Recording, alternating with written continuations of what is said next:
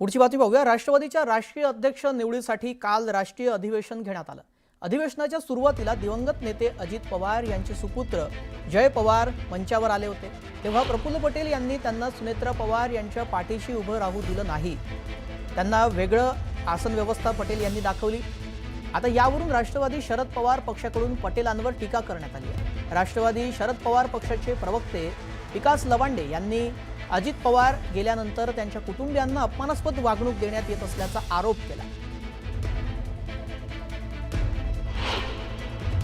कार्यक्रमाच्या व्यासपीठावर अजितदादांचे धाकटे चिरंजीव जय पवार जेव्हा व्यासपीठावर आले, त्यांना ज्या पद्धतीने अंगुली निर्देश करून प्रफुल्ल पटेल यांनी इशारा दिला कुठे बसायचे ते, याच्यावरून कळतं दादांच्या नंतर दादांच्या कुटुंबियांची हेळसांड आणि अवमान कशा पद्धतीने प्रफुल्ल पटेल, सुनील तटकरे, धनंजय मुंडे करत आहेत हे आपण सर्वजण पाहत आहोत।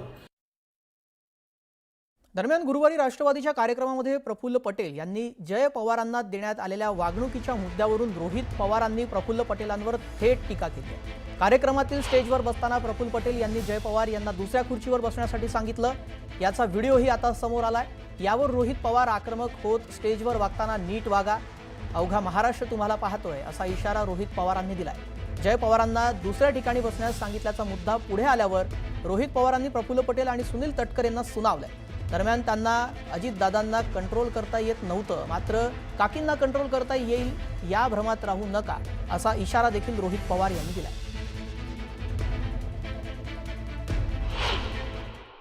तुम्ही तुमच्या पक्षामध्ये आज राष्ट्रीय अध्यक्ष कोण झाले तर सुनेत्रा काकी झालेले आहेत। त्याच्याबरोबर आज उपमुख्यमंत्री कोण आहेत तर सुनेत्रा काकी आहेत।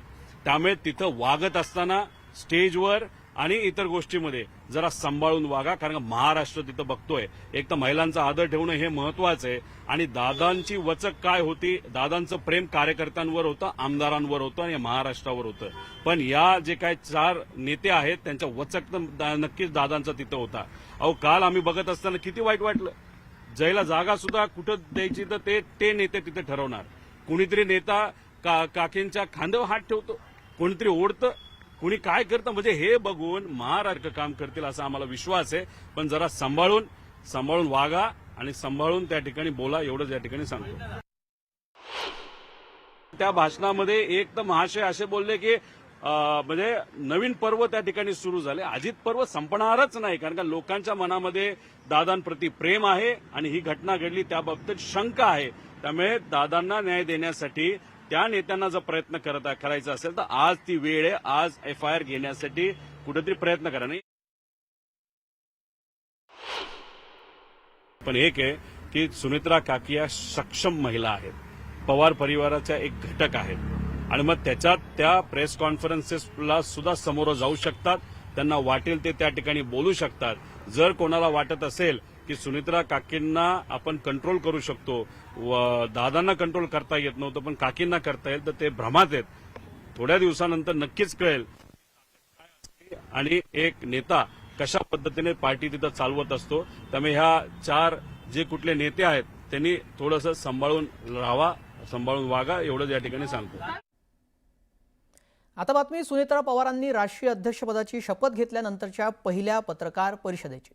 यावेळी नाशिकच्या आमदार सरोज अहिरे, सतीश चव्हाण, आनंद परांजपे हे राष्ट्रवादीचे नेते तिथे उपस्थित होते। सुनेत्रा पवार पत्रकार परिषदेमध्ये पोहोचण्यापूर्वी त्या नेत्यांमध्ये आपापसात कुजबूज सुरू होती। ही सर्व कुजबूज प्रसारमाध्यमांच्या कॅमेऱ्यात कैद झाली आहे। त्यावेळी त्यांच्यात काय चर्चा झाली पाहूयात। प्रेस आहे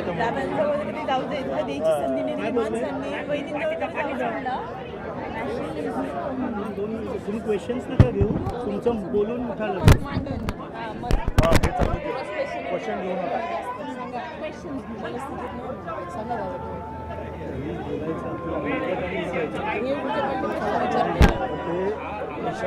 तुम्ही लगेच उठवा, तो थांबू तो बाजूला।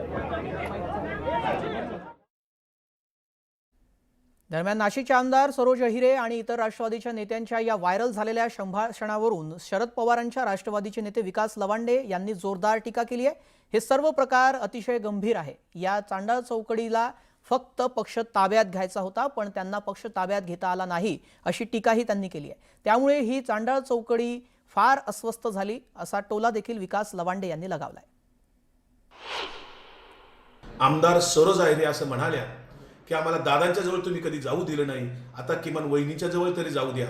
ही जी काय आर्त विनवणी त्या आमदार करत होत्या आणि ते सगळं रेकॉर्ड झालं, हे फार गंभीर आहे. या चांडाळ चौकडीला खरं तर पक्ष ताब्यातच घ्यायचा होता, परंतु रोहित पवार यांनी सातत्याने भूमिका मांडल्या. सुनेत्रा वहिनीच्या पाठीशी पवार कुटुंबीयही राष्ट्रीय अध्यक्ष होण्यासाठी भूमिका मांडत राहिलं आणि म्हणून नाईलाजास्तव त्यांना कुणालाही तो पक्ष ताब्यात घेता आला नाही. सुनेत्रा वहिनी अध्यक्ष झाल्या याचा सर्वांनाच निश्चित आनंद आहे. त्या सगळ्या घटनेतून मात्र ही चांडाळ चौकडी अस्वस्थ झालेली आहे. त्यांना कधीही दादांच्या घातपाताची चौकशी व्हावी असं वाटलं नाही. धनंजय मुंडेंना मंत्रिपदावरून हकललं गेलं तरी ते आज दादांच्या किती जवळ होतो हे दाखवण्याचा केविलवाना प्रयत्न करतायत. सुनील तटकरे त्या ठिकाणी दादांची तिजोरी कशी हडप करता येईल त्याच्या कामाला लागलेले आहेत. प्रफुल्ल पटेल पक्षाचा मालक कसं बनता येईल या कामात लागलेले आहेत. या सर्वांना विनंती आहे, दादांच्या घातपाताची चौकशी होत असताना तुम्ही जर काही निदान मदत करत नसाल, निदान अडथळे तरी करू नका, ही तुम्हाला विनंती आहे. तेच ते चार यांच्याबद्दल त्या ठिकाणी असावं, याच्या पलीकडे दुसरं कुठलं नाही. आणि एका महिला आमदारांनी ते बोलून दाखवलं, ते एका व्हिडिओवर आलं आणि ते लोकांपर्यंत पोहोचलं.